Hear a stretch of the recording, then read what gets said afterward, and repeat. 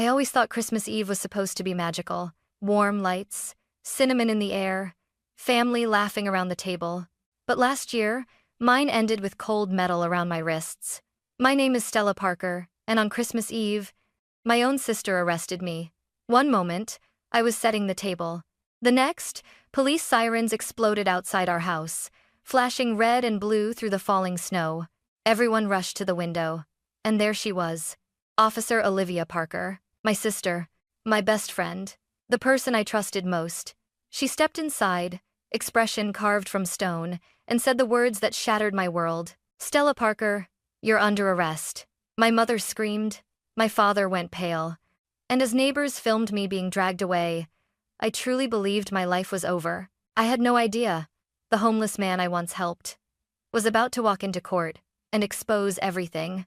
Christmas Eve in our Denver home always felt like a warm blanket, soft lights, my mom humming old holiday songs, the smell of roasted turkey drifting through every room. I was arranging cinnamon cookies on a tray when I sensed something was wrong.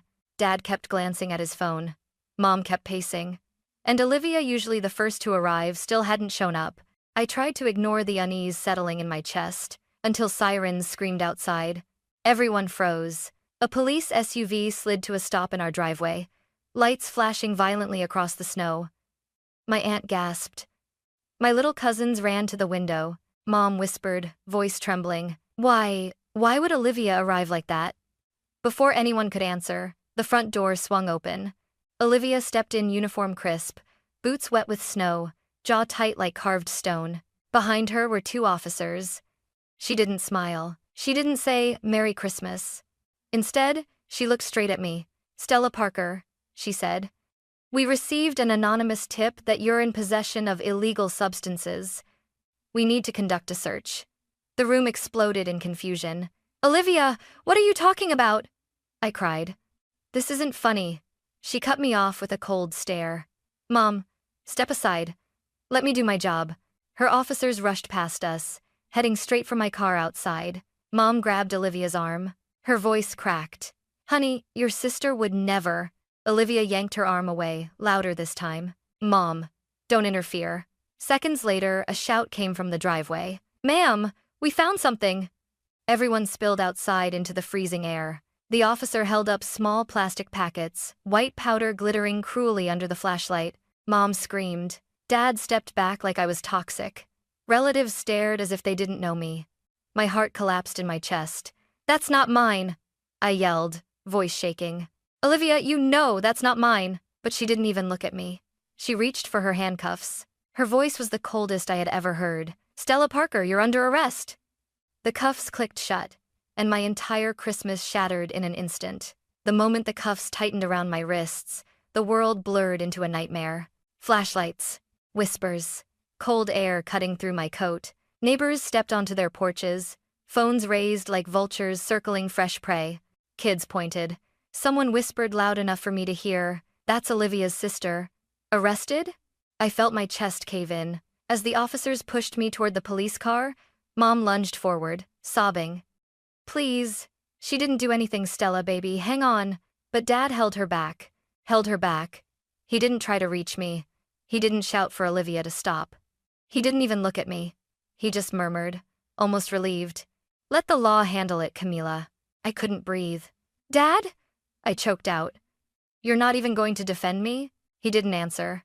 The back door of the police SUV slammed shut behind me. As we pulled away from the house, I saw Mom collapse into the snow, screaming my name, while Olivia stood there, expression blank, like none of this mattered. Inside the station, cold, fluorescent lights, echoing footsteps, doors slamming. They took my fingerprints, my belongings, my dignity. An officer shoved me into a holding cell, a concrete box with a metal bench and a toilet bolted to the wall. The air smelled like bleach and old tears. I tried to steady my breathing, but my thoughts kept spiraling. Who would frame me? Why did Olivia believe it instantly? Why wasn't Dad fighting for me? Hours crawled by. Or maybe minutes. Time didn't exist in that frozen hell. My hands trembled so badly I had to sit on them. Every sound from the buzzing lights to the distant yelling of other inmates made me flinch. I kept replaying the moment in my head. Olivia's cold stare. Dad stepping back. Mom screaming. And that officer calling out, "We found something." No, no, it didn't make sense. I didn't do anything wrong. I didn't even know anyone involved with drugs. This was wrong. This was a trap. Dragged to interrogation. Around 3 a.m. The cell door screeched open. 2 detectives stood there, one tall with a thick beard, the other thin with glasses too big for his face. "Stella Parker," the bearded one grunted.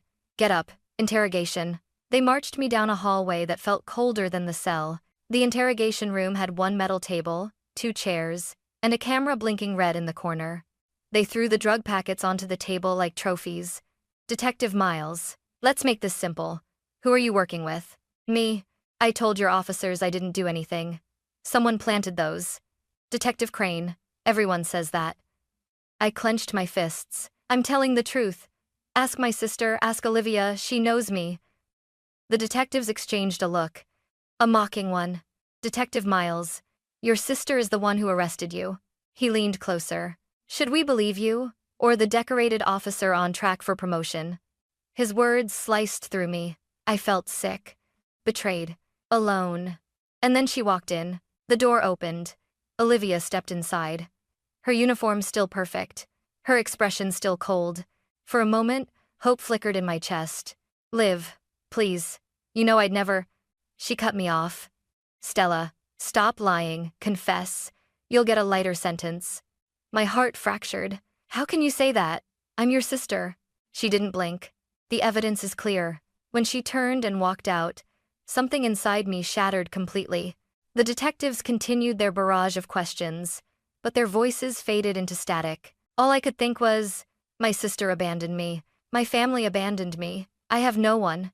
When they finally dragged me back to the cell, I collapsed onto the metal bench. I wrapped my arms around myself.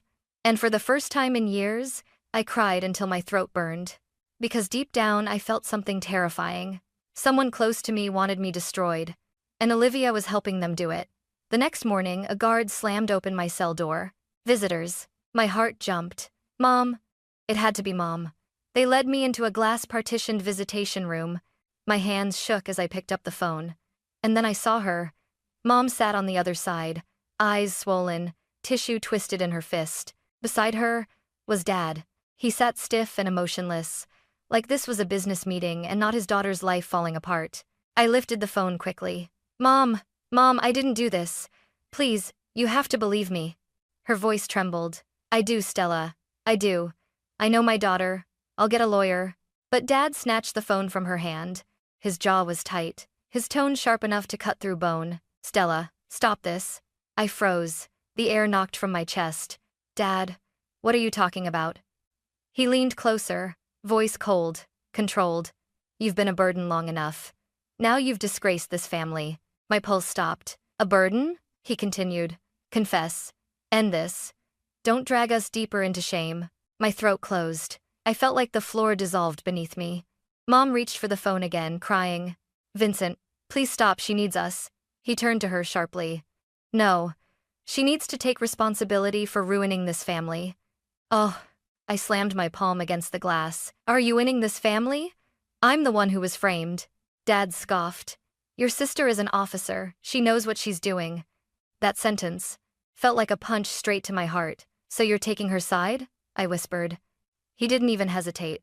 "Yes," Mom gasped softly. I felt my chest split open. "Dad, how can you believe I'd ever do something like this?" He just stared at me with cold eyes, the eyes of a stranger. "Because you've always been weak, Stella. Olivia is the strong one. If she arrested you, there was a reason." I couldn't breathe. I shook my head desperately. "Dad, I'm your daughter." He stood up. "Not today." Mom broke into sobs, reaching toward me through the glass. "Stella, sweetheart, I'll fix this. I promise I'll." But Dad grabbed her by the arm and dragged her away. Her final words echoed in my head as the guard pulled me back. "Stella, I believe you. Please hang on."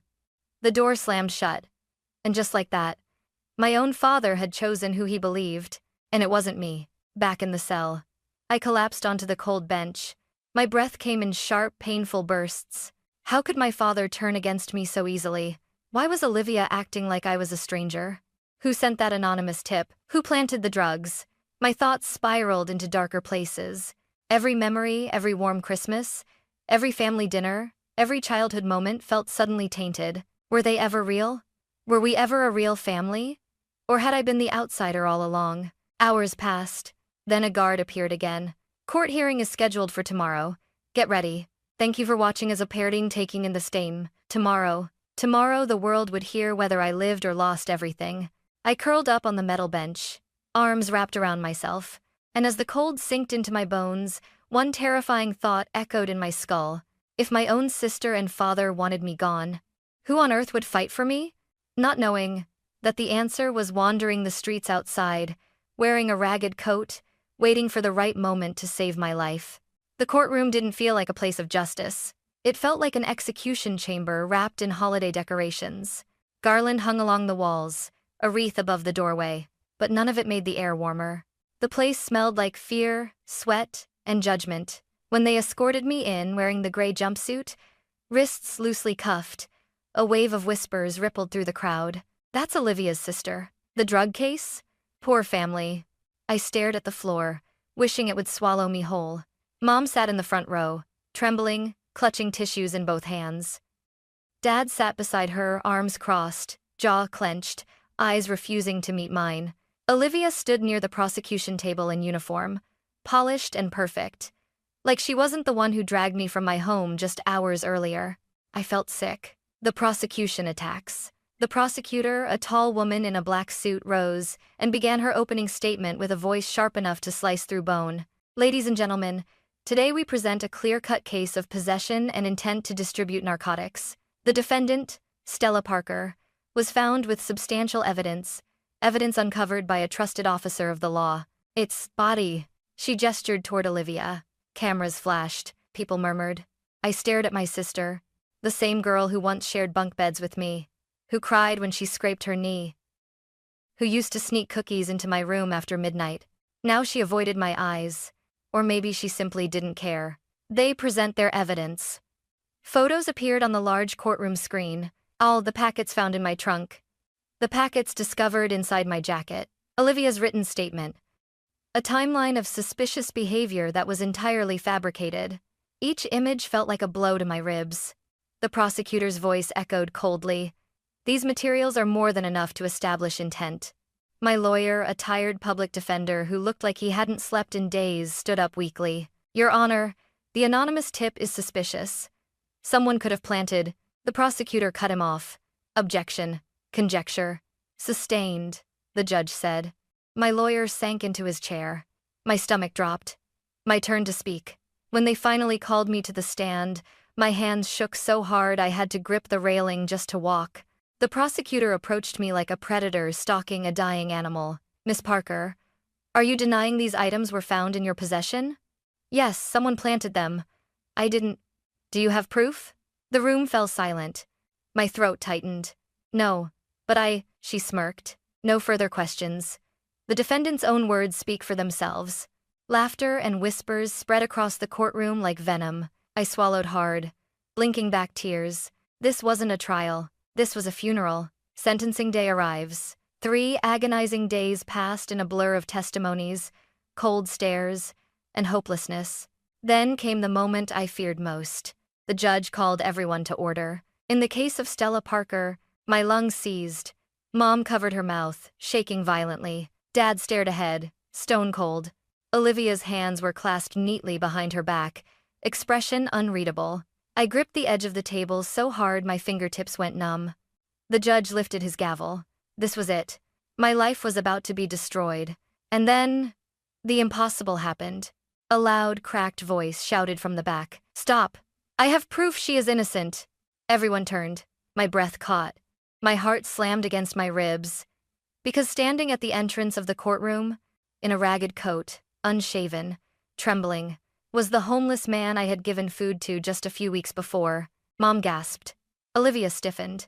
Dad's face drained of color. And the man pointed right at me and shouted again. She was framed. The entire courtroom froze. Even the judge paused mid-air, gavel lifted but unmoving.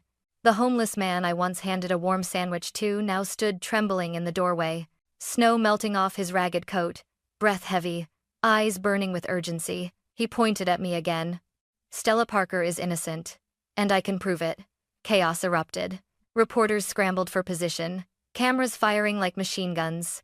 Mom pressed a hand to her chest, whispering through tears, "Oh God, what is happening?" Dad's face turned a sickening shade of gray. Olivia's eyes widened, not in confusion, but in fear.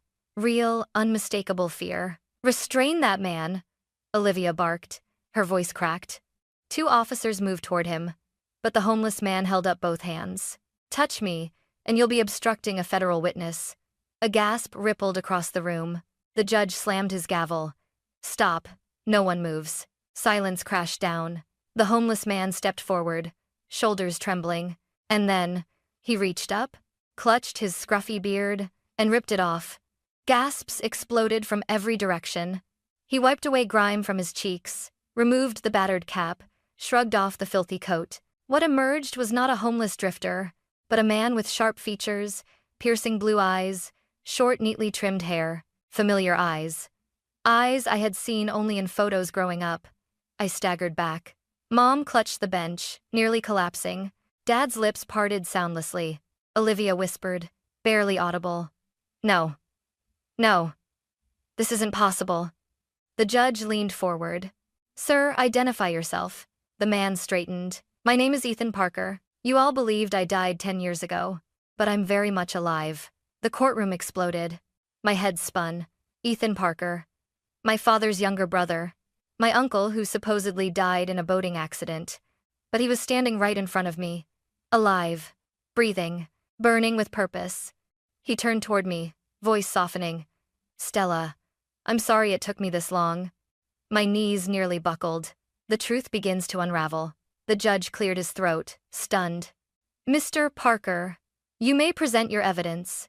Everythin placed a worn leather satchel on the witness table. His hands shook as he unzipped it. Inside were a USB drive, a thick stack of documents, a small black recording device, several photographs. Olivia visibly tensed. Dad wiped sweat from his forehead. Everythin raised his chin. 10 years ago, I discovered Vincent Parker. My brother was involved in a drug trafficking ring." Mom let out a strangled cry. Dad slammed his fist against the bench. "Liar!" Everythin didn't flinch. "When I confronted him, he threatened to have me killed. So I faked my death and went underground. For years I stayed hidden, watching, gathering evidence. And when I saw Olivia join him, I knew it was only a matter of time before someone innocent paid the price." My heart pounded so hard it shook my ribs. He turned toward me again. "I'm sorry, Stella, they chose you." Video evidence. The moment everything changed. Everythin plugged the USB into the courtroom projector. A video appeared. Grainy but clear enough. It showed my sister, Olivia, sneaking into our garage late at night. She opened my winter jacket, my favorite blue one, the one she pretended to borrow last week, and stuffed small plastic packets inside. My breath left my lungs. Everythin fast-forwarded. Next clip. Olivia outside by my car, looking around nervously, opening my trunk, placing more packets into a small decorative gift box, exactly where officers claimed they found them. Exactly where I never looked. Mom broke into sobs, shoulders shaking violently. I pressed a hand over my mouth. Dad stared at the screen in horror, but not because he was shocked. Because he was caught. Audio recording. The final betrayal. Everythin clicked the second file. A chilling, cold recording filled the courtroom. Dad's unmistakable voice. "Framing Stella is the cleanest way. She won't fight back. She never does. I enter in positive the Manny." Then Olivia's voice. "I'll handle it. One anonymous tip is enough." The courtroom went silent, then eruptive. People yelled. Reporters scrambled. The judge slammed his gavel repeatedly. Mom let out a scream that tore the air. "Vincent, how could you do this to our child?" Dad stood, trembling. "It's fake," Everythin doctored it. "This is all a setup." Everythin held up the recording device. "This was taken by a federal investigator. Every byte has been authenticated." Dad's face drained entirely of color. Olivia's legs gave out and she sank into her chair. The final blow. Financial documents. Everythin spread out bank records and transaction sheets. Large deposits into Olivia's account. Money laundering through Dad's small business. Photos of Dad meeting with drug suppliers. Text messages between Dad and Olivia coordinating evidence disposal. The prosecutor slowly stood. Her voice shook. Your Honor, in light of this overwhelming evidence, I request the immediate arrest of Vincent Parker and Officer Olivia Parker. The judge slammed his gavel with thunderous force. Motion granted. My family collapses. Officers surged forward. Olivia thrashed, screaming, Stella ruined us. You ruined us. But the officers cuffed her hands behind her back and dragged her toward the exit. Dad didn't fight. He just stared at me. Anger, fear, and something darker twisting his expression. You were always the weak one, he hissed as they cuffed him. Always the problem. Ethan stepped between us. No, Vincent. She was the only innocent one. Dad snarled as they pulled him away. Freedom, but at what cost? When the courtroom finally settled, the judge turned to me. His voice softened. Miss Parker, you are free to go. Our deepest apologies. My breath trembled, my knees buckled, and Mom threw her arms around me, sobbing uncontrollably. My baby, I'm so sorry. Ethan placed a hand on my shoulder. Warm, steady, real. It's over, Stella. You're safe now. But even as relief washed over me, a deeper storm brewed inside. If my own father and sister could betray me this completely, what was left of the family I thought I had? The morning after the trial, the world looked different. The sky seemed too bright, the air too sharp. Everything felt unreal, like I had slipped into someone else's life. A guard opened my cell door and said softly, Parker, you're free to go. For a second, I just stared at him. Free? After everything? After the handcuffs, the humiliation, the betrayal? My legs trembled as I stepped outside the station. Snow crunched beneath my boots, and there he was. Ethan, no disguise, no ragged coat, just himself. He stood with his hands tucked in his jacket pockets, eyes glassy with exhaustion. When he saw me, he exhaled. A long breath he'd been holding for years. I didn't speak. I just ran to him and collapsed into his arms. He held me tightly, whispering, I'm sorry you suffered because I couldn't come out sooner. But I'm here now. I cried into his shoulder, my body shaking. For the first time in what felt like forever, someone held me like I mattered. Going home, or whatever was left of home, Ethan drove me back to the house I had been dragged from in handcuffs. The same lights were still hanging on the porch, but they felt wrong now, like decorations on a broken dollhouse. Mom opened the door before I even reached it. Her legs gave out when she saw me. Stella, she whispered, voice cracking like thin ice. She wrapped me in her arms, sobbing violently. I'm so sorry. I should have protected you. I should have fought harder. I held her tightly, but the truth hurt. She tried, but Dad didn't let her. Olivia didn't listen. No one listened. Just Ethan. Only Ethan. Dad's voice echoed in my head. Stella has always been the weak one. She won't fight back.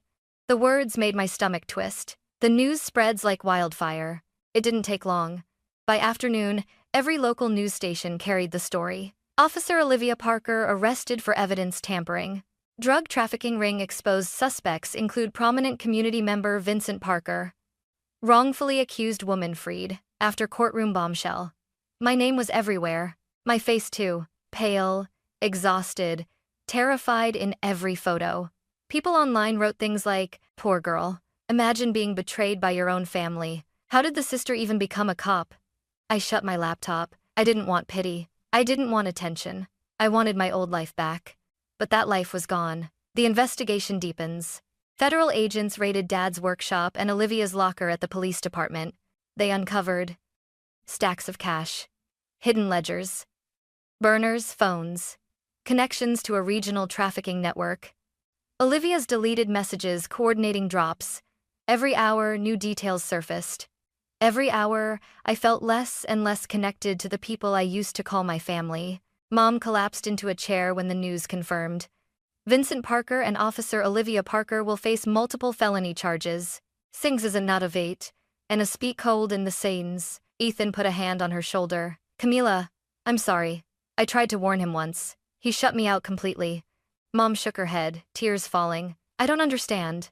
How could they do this? To their own child? I didn't answer, because I no longer knew who Dad or Olivia truly were. My own mind becomes a prison. That night, lying in my old bedroom, I stared at the ceiling for hours. The room felt unfamiliar. The shadows felt heavy. I kept replaying everything. Olivia's cold eyes, Dad stepping away from Mom, the cuffs closing around my wrists, the laughter in the courtroom, the video of Olivia planting evidence, the recording of Dad saying I was the easy one to sacrifice. A knot formed in my chest. I whispered into the dark, "Why me?" And the answer came like a cruel whisper at the back of my mind, because I was the gentle one, the quiet one, the daughter who tried to keep peace, the sister who always forgave, the child who never fought back. I was the easiest to destroy.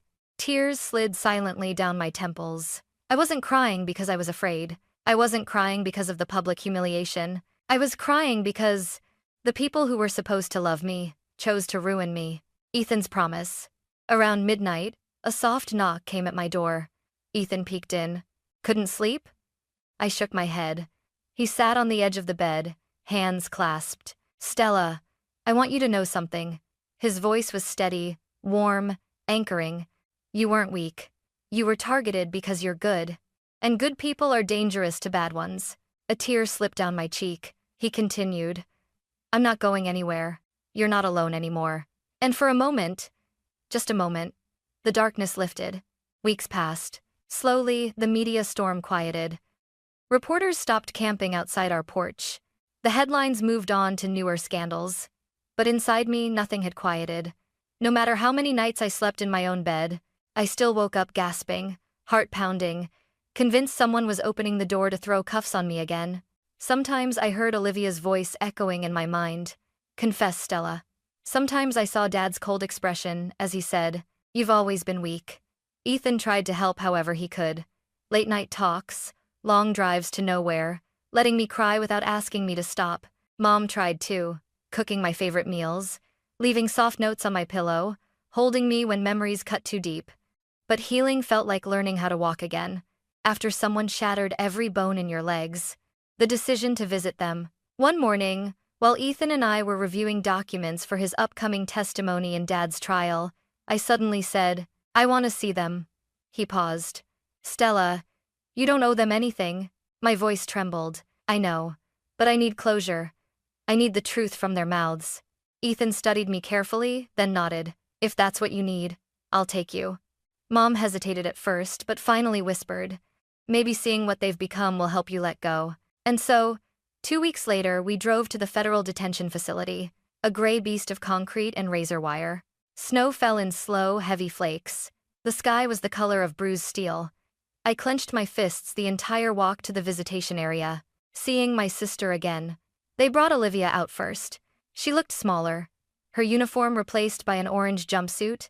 Her confident posture wilted, but her eyes, those cold, sharp eyes, they were the same. She sat across the thick glass, picked up the phone. I did the same. Silence hung between us like a noose. Finally, she spoke. "You ruined everything." My stomach twisted. "Olivia, you framed me." Her jaw clenched. "If you'd just confessed, Dad and I would have had time to fix things. But you fought back. You made it worse." I stared at her, stunned. "You nearly destroyed my life." Her voice was flat. It was supposed to be quick. "You were supposed to take the blame and move on." My blood ran cold. "Why me? Why not take responsibility yourselves?"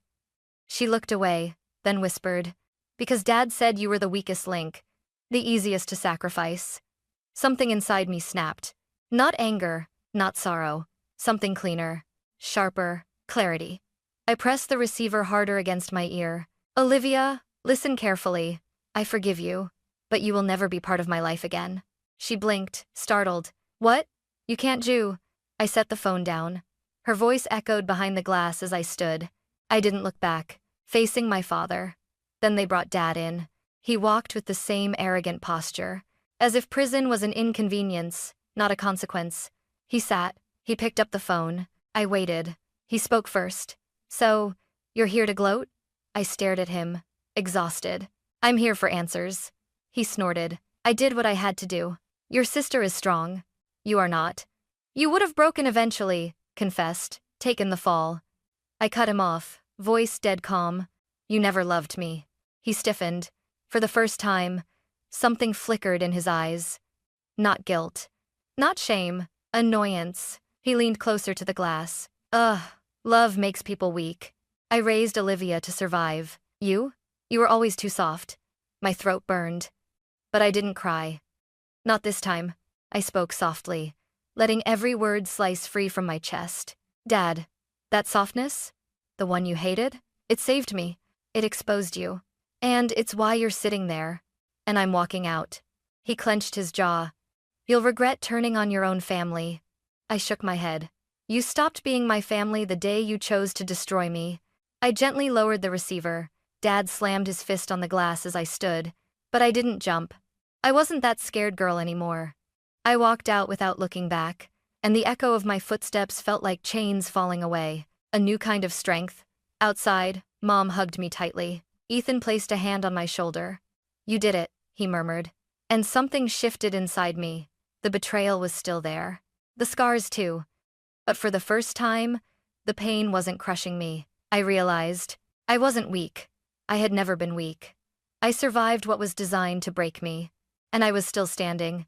The beginning of a new life.